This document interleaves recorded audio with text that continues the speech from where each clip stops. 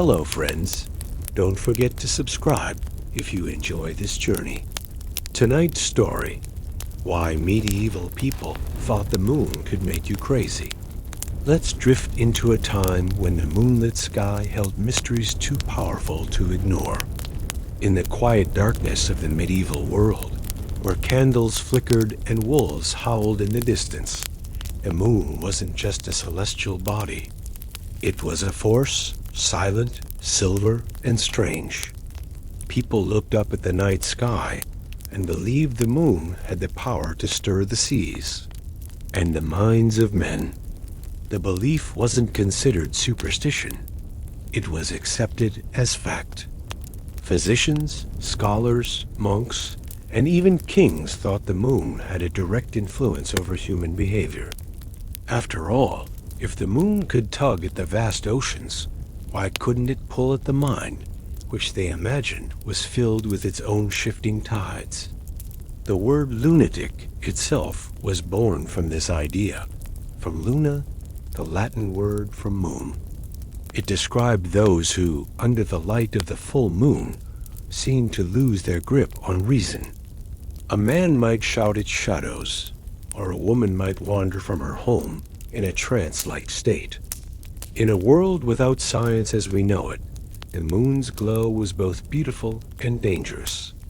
In medieval hospitals and monastic infirmaries, doctors sometimes noted the phase of the moon before treating the mentally ill.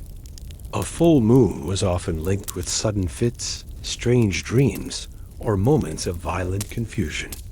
Patients who babbled nonsense, shook with fear, or claimed to see visions were said to be moonstruck.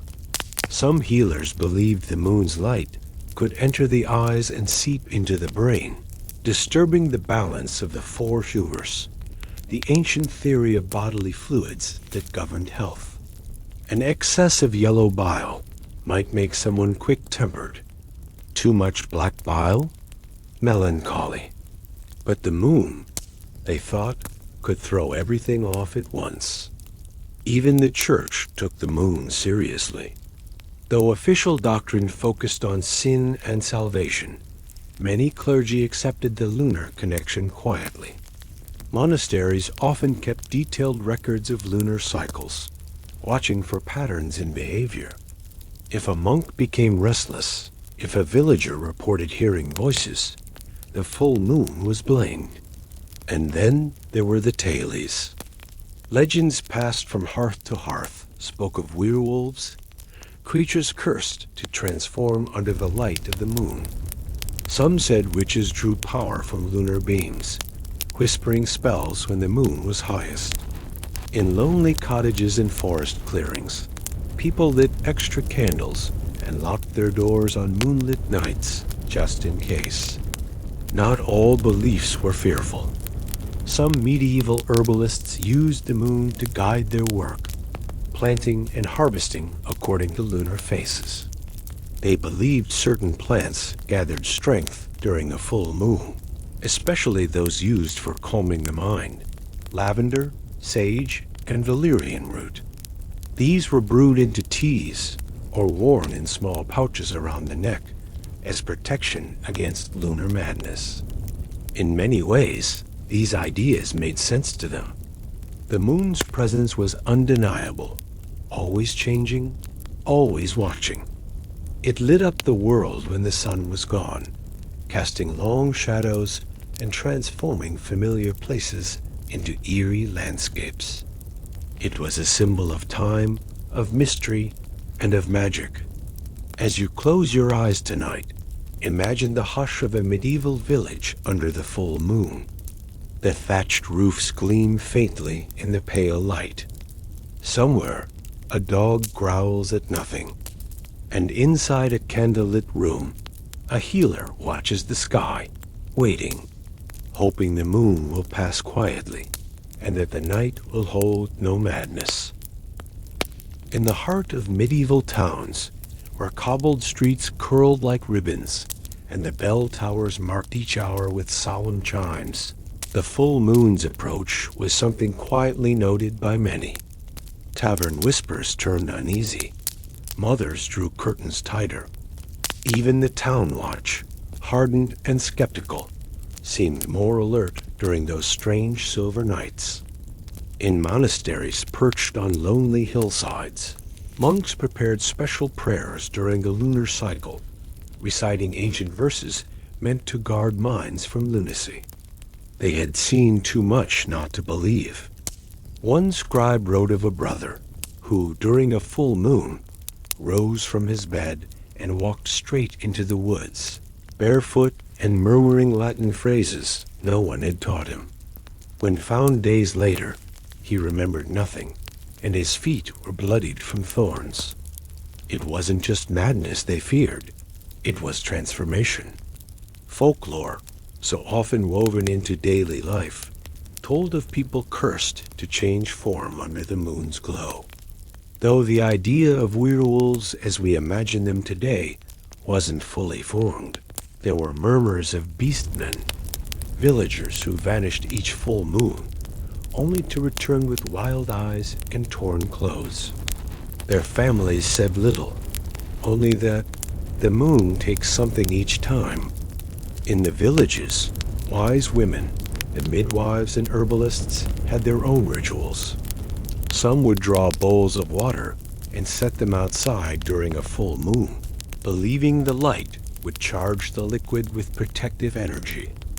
Others made small charms of bone and thread, tying them with whispered blessings to hang above the beds of those troubled by sleep or strange visions.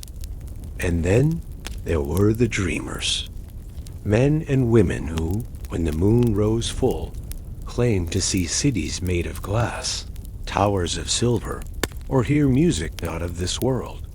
Some described being pulled upward in their sleep, floating toward the sky, with the moon opened like a doorway. These visions were not always terrifying. Some were beautiful, peaceful, but when shared aloud, they were met with suspicion. The moon, after all, was not to be trusted. In larger cities like Paris or London, the medical scholars of the time debated more formally. They pored over ancient texts, including writings from the Greeks and Romans, searching for explanations. Galen had written about the brain being the seat of the mind, and that it was influenced by the humors. The moon, they believed, might stir the brain's fluids, especially in those already weakened by age, illness, or sorrow. Some suggested that moonlight, unlike sunlight, was wet, that it soaked into the skin and made people vulnerable.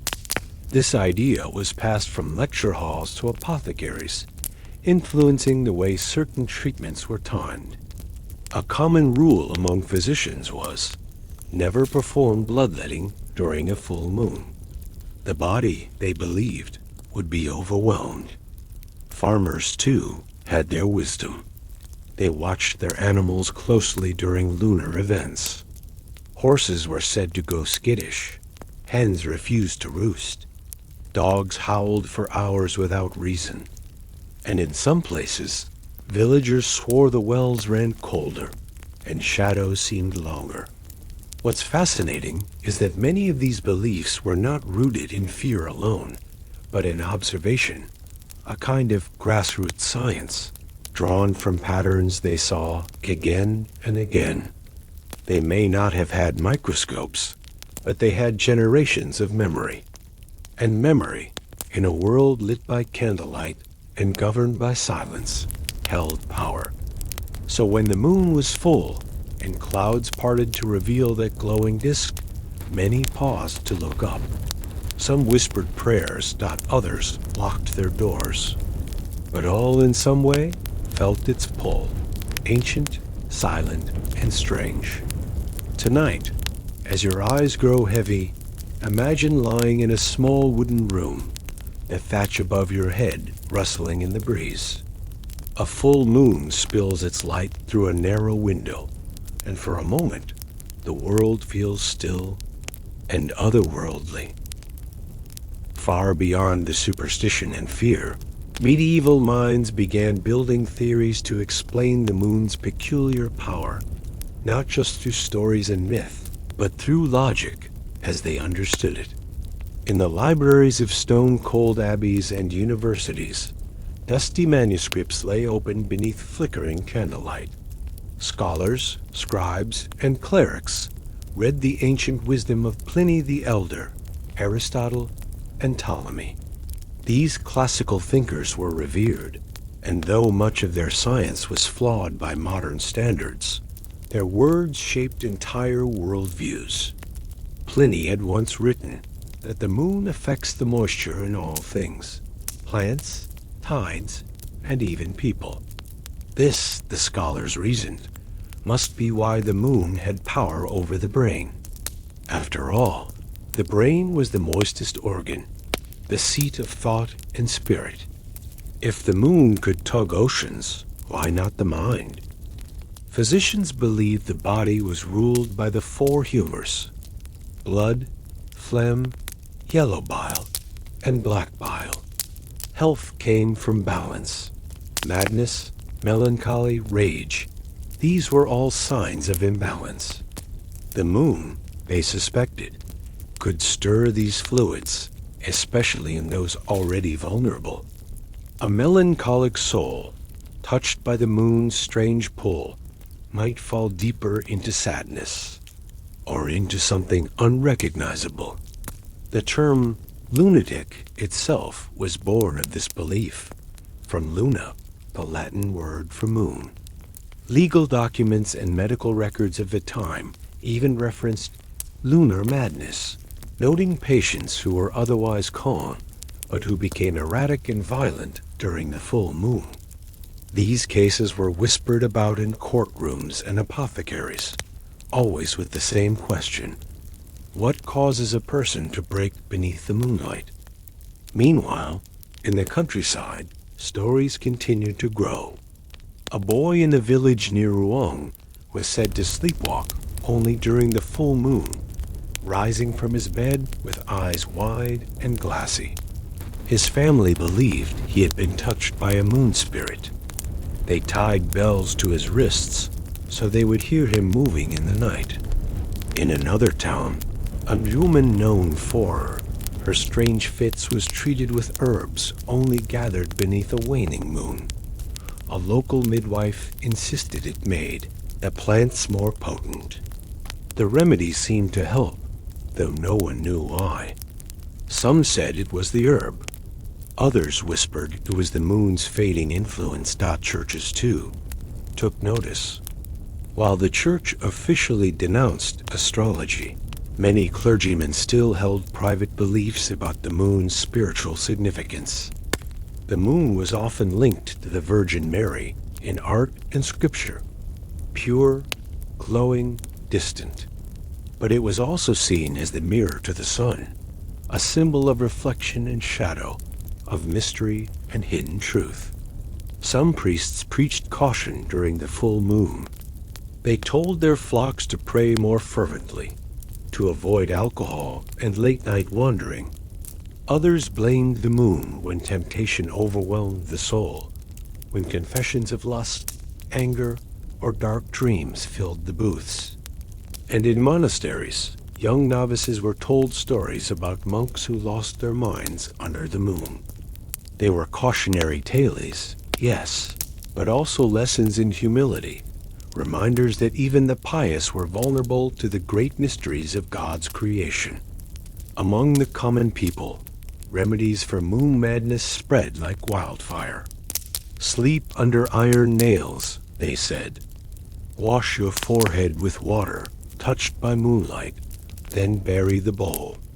Drink a broth of sage, marjoram, and lavender, but only if prepared under the right phase of the moon. Timing, they believed, was everything.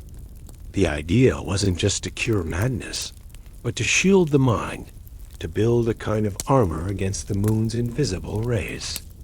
Of course, no one could see these rays, but they were sure they were there. The moon, they believed, did not simply shine. It reached, it touched. It pulled, and so, every month, when the moon grew full and the air seemed to hold its breath, the people prepared.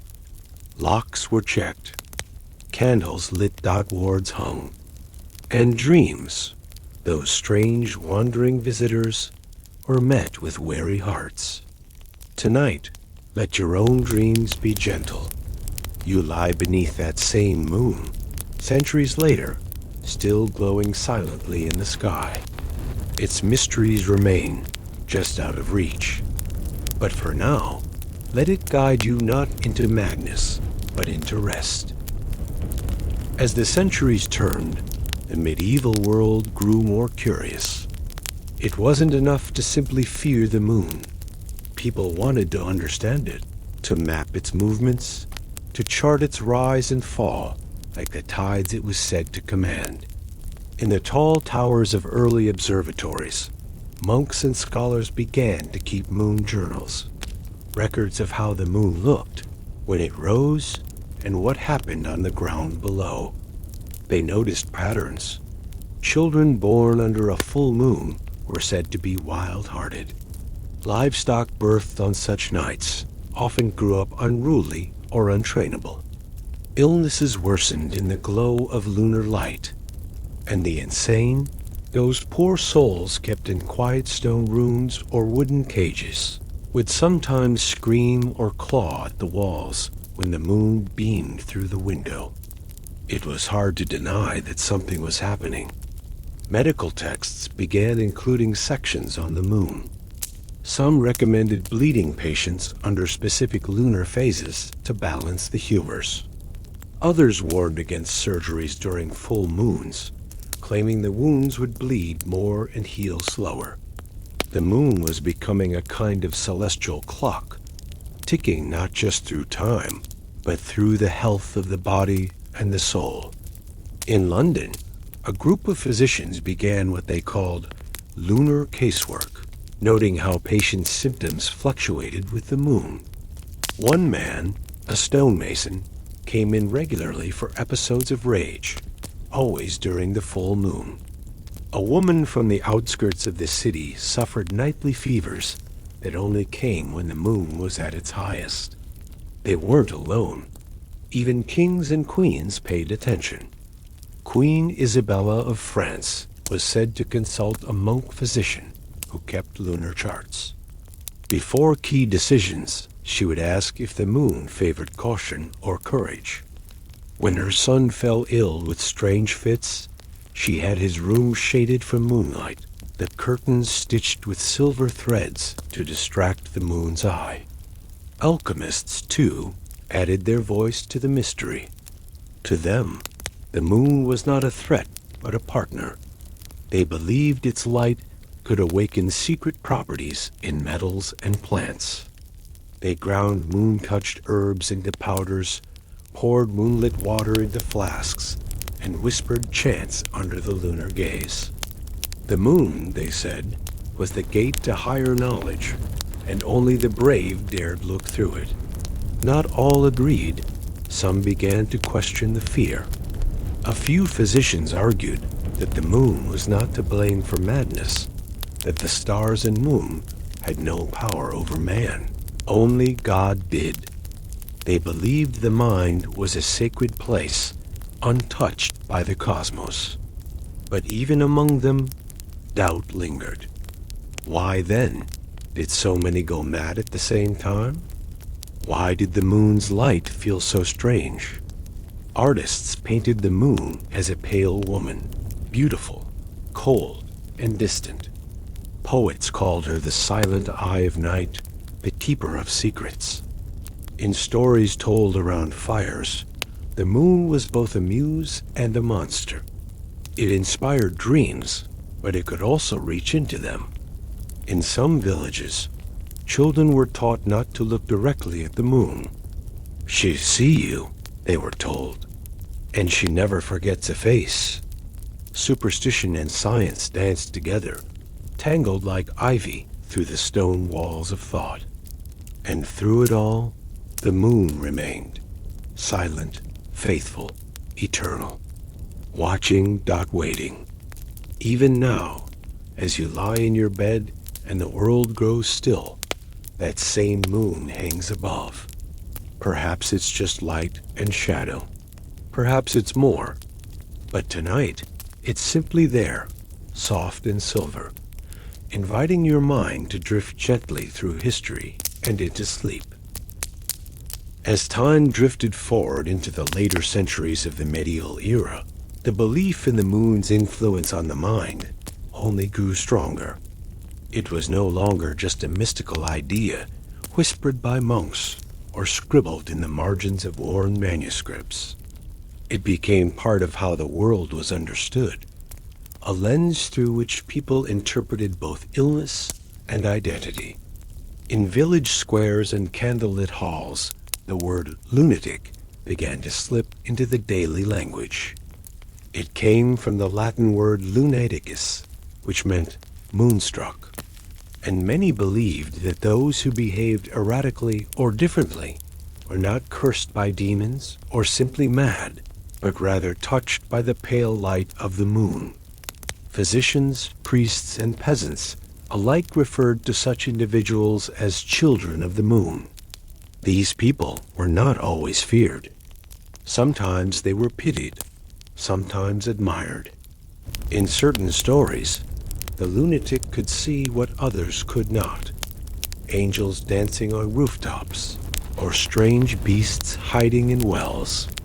There were tales of women who walked through moonlight with eyes wide open, speaking to the stars in forgotten languages. Men who slept soundly every night except during the full moon, when they rose and wandered, driven by unknown desires. It was not unusual for towns to keep watch over certain individuals when the moon was full. Parents might tie bells to their children's ankles so they would hear if they began to sleepwalk. Others locked their doors, not out of fear of bandits, but of neighbors who might suddenly act like strangers.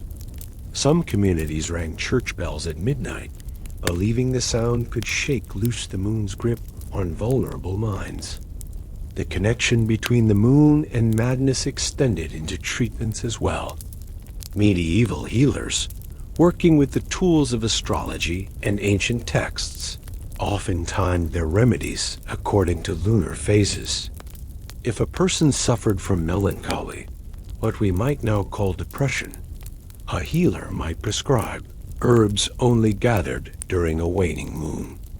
A full moon was seen as a dangerous time for both surgery and spiritual healing. The energy, they believed, was too unstable, too wild. Certain rituals were performed to protect against the moon's influence. Amulets were worn around the neck, small crescent-shaped tokens made of silver, a metal long associated with lunar power. Some people bathed in river water under starlight, hoping to cleanse themselves of moon-born confusion. And there were prayers, 2 long, quiet recitations said in low voices, meant to ground the soul against celestial interference. Monasteries kept records of the moon's cycles, not just for agriculture or liturgical calendars, but to track patterns of behavior. A monk might note that Brother Elias had another episode during the full moon, or that Sister Anne wept for no reason as the moon began to rise. Over time, these records built a quiet archive, not of lunacy, but of humanity. They were stories of vulnerability, of longing, of the unknown pressing gently against the known.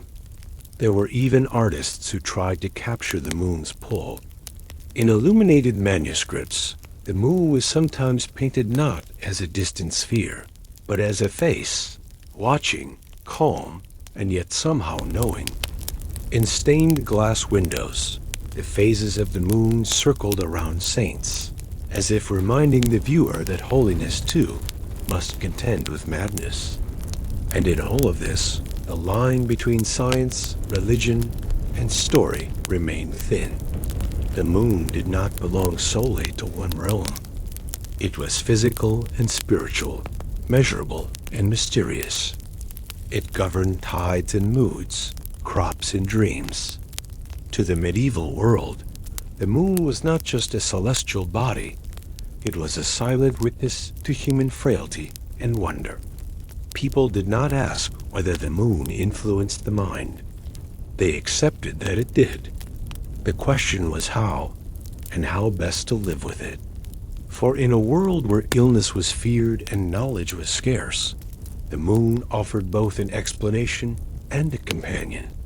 Cold, distant, but always present. In the heart of the medieval world, belief in the moon's power shaped not only the treatment of illness, but the very way people structured their lives. For the moon, in all its waxing and waning, was seen as a kind of clock, a divine measure of change, emotion, and instability.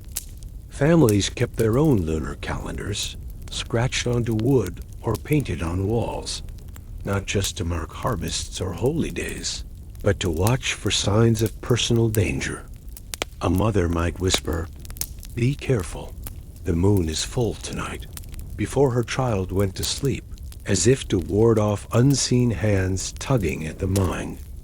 A father might hesitate to make a long journey under a full moon, believing it could unbalance the thoughts of even the steadiest man.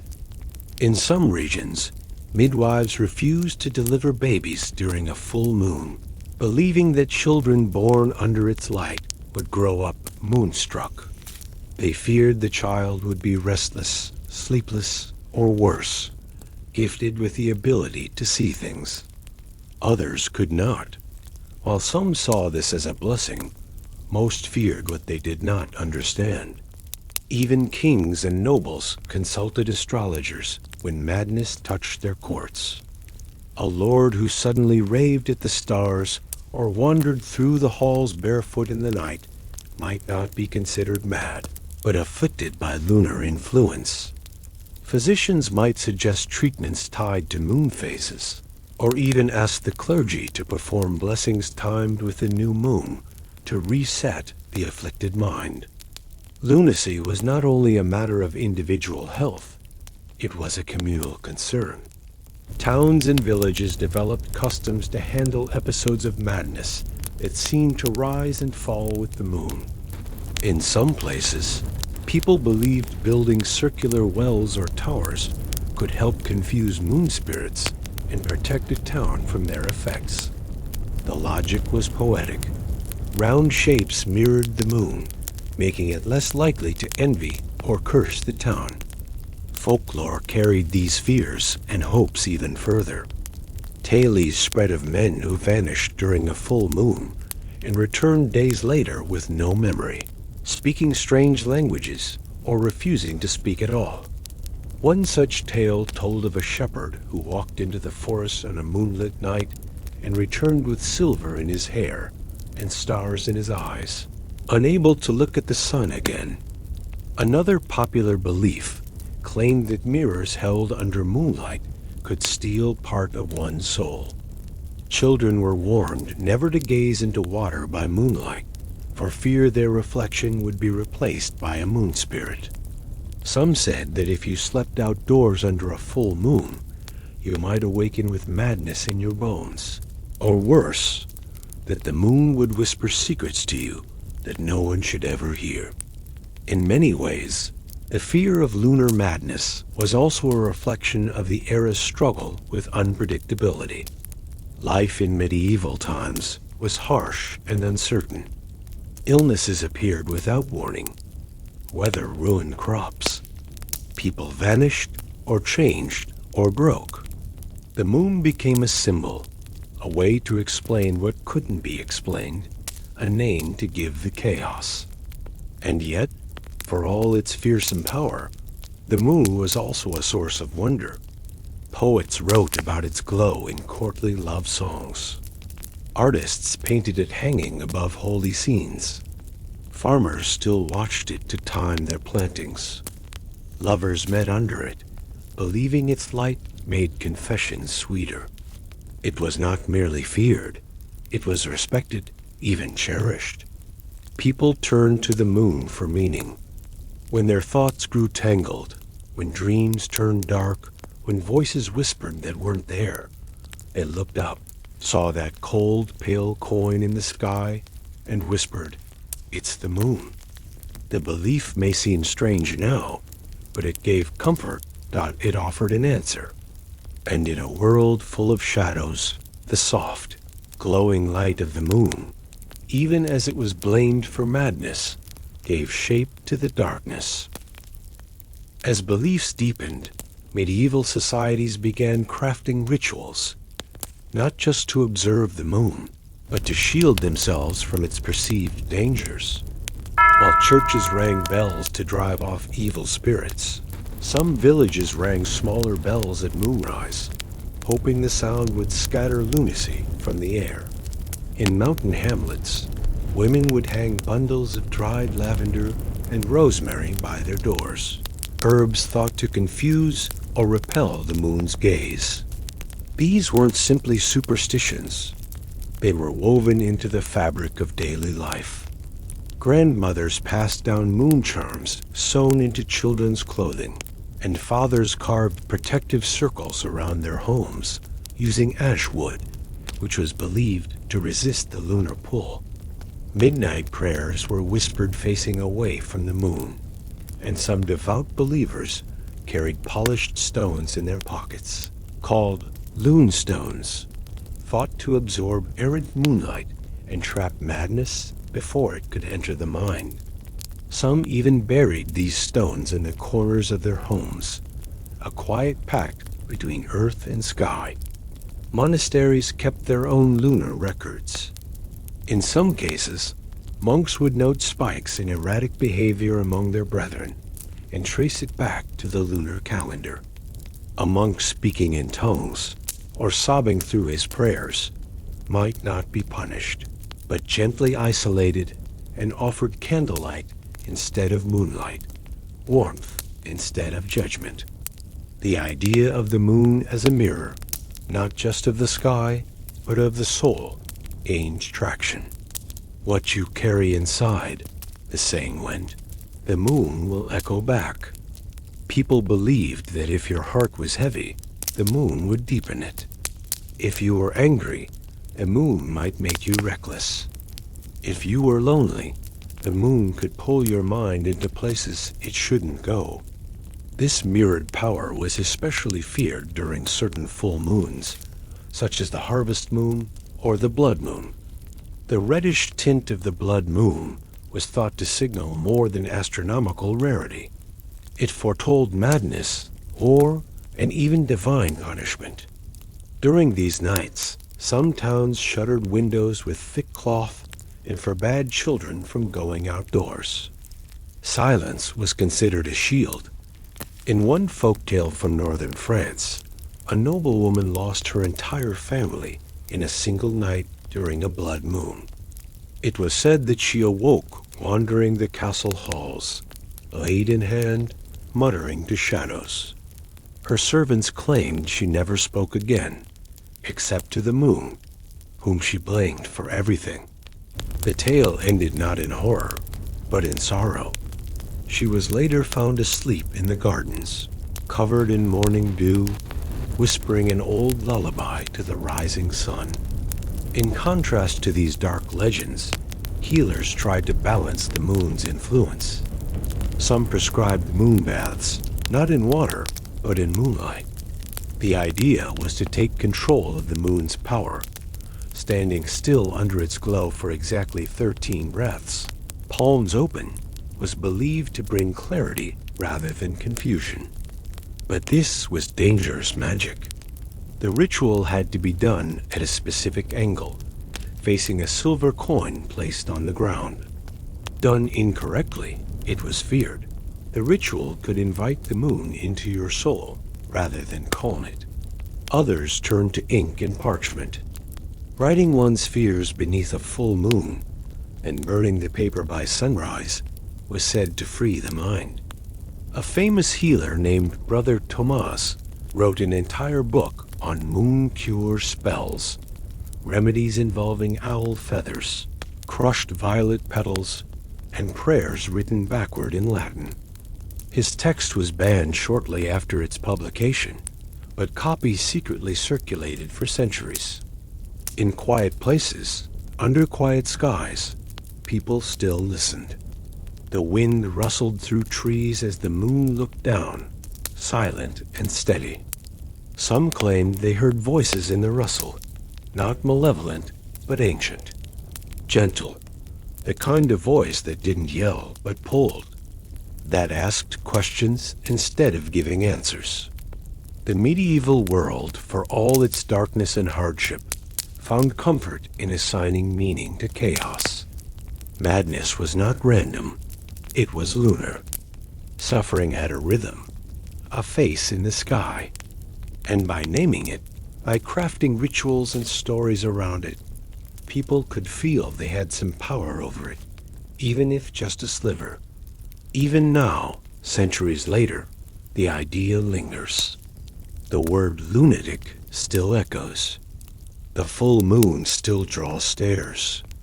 And in the deep hours of night, when the world is quiet and your thoughts grow loud, it's not hard to understand why people once believed that the moon could make you lose your mind. As time wore on, the medieval world slowly began to change. The great universities were rising.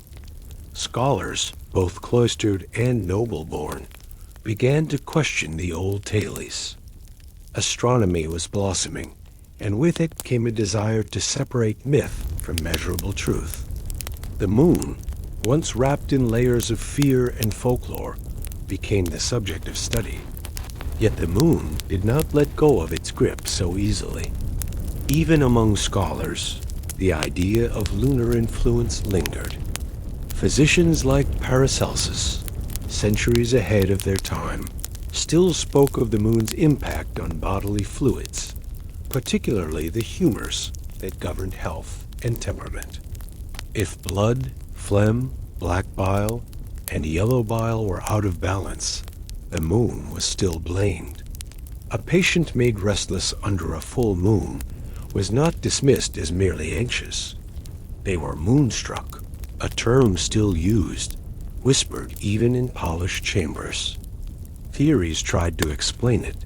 The moon pulled tides, did it not? And humans were mostly water, were they not? What if the same pull that tugged the oceans also stirred the mind? In small villages, where books were rare and memory ruled, the old ways persisted longer. Full moons still brought out precautions. Children brought inside early, shutters drawn, and strange behavior met with nods of understanding rather than fear. A widow who talked to the moon was not mad. She was under the silver touch. A farmer who wandered the fields at night was not lost. He was seeking the moon's mercy. These phrases became poetry in daily life, as natural as rain or sunrise. And then there were the dreamers, poets and mystics, who refused to believe the moon's touch was only dangerous. To them, the moon was a muse, not a menace. It stirred the soul, they said, not just the mind. Under its pale gaze, people wept, composed songs, remembered lost loves, and asked questions they never dared voice in daylight. The moon became a companion in solitude, a soft eye in the sky, watching but never judging. It hovered above lovers' trysts, guided lost travelers, and lit the way for monks pacing through cold abbey corridors. It became both symbol and solace, a paradox in pale white. In secret circles, stories continued to flourish. Not all were dark. One tale tells of a boy, born on a full moon, who never once cried. His eyes, it was said, reflected the night sky. He became a healer, able to calm the mad with a single look. Another story speaks of a blind woman who always knew when the moon was full, claiming she could hear it breathing. The line between belief and beauty blurred, and in that blurring, people found peace. Eventually, the Renaissance swept through Europe. carrying with it light, knowledge, and a hunger for empirical truth. The telescope revealed craters and shadows, and the moon lost some of its magic. Now just another celestial body, subject to the same laws as Earth. But though its mysteries unraveled, its influence never fully vanished. Even today, hospitals report higher incidents of restlessness during full moons. Police logs sometimes show strange spikes. People still speak of sleepless nights, odd dreams, or strange behaviors, never proven, yet never quite dismissed. We live in a world of science now, yet the moon still watches us in silence. And when you wake at 2 a.m. and stare at the silver light filtering through your window, something old stirs in your chest. A whisper from the past. A memory not your own. A feeling you can't explain. It's not madness, Dot. It's not myth. It's simply the echo of 1,000 years of wonder. So as you lay your head to rest, know that the moon is still there. A quiet witness, ancient and patient. It will rise again, and with it, the old stories will rise too. Stories of fear, of beauty, of mystery. And maybe, just maybe, a part of you will always believe that the moon is watching.